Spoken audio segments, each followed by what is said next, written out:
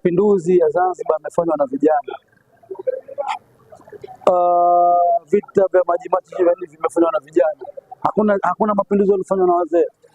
Wazee wanaweza wanapanga, wanatupa mipango, master plan, lakini field tunaingia vijana. Kwa hiyo vijana watambue kwamba wajibu wao katika hali ya kusimamia swala la amani. Lengo na madhumuni ya kukutana hapa kwa ajili ya kufanya dua.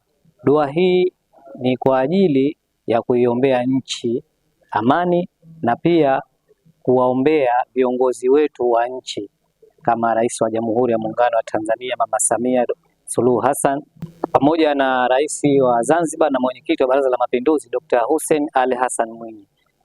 Tumeona makundi mengi ya hamasa au vijana wengi kufikapo siku kama hii ya jana kuamkia leo.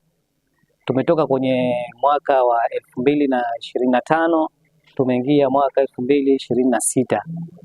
Sasa watu wengi wanaokaribisha mwaka mpya kwa hamasa tofauti, lakini sisi tumeona ipo haja ya kukaribisha mwaka mpya kwa ajili ya dua, kuiombea nchi ya Zanzibar pamoja na Tanzania kwa ujumla. Mimi niwakumbushe vijana kwamba waendelee kupendana, waendelee kuwa na matumaini kwamba kesho yao ni nzuri zaidi.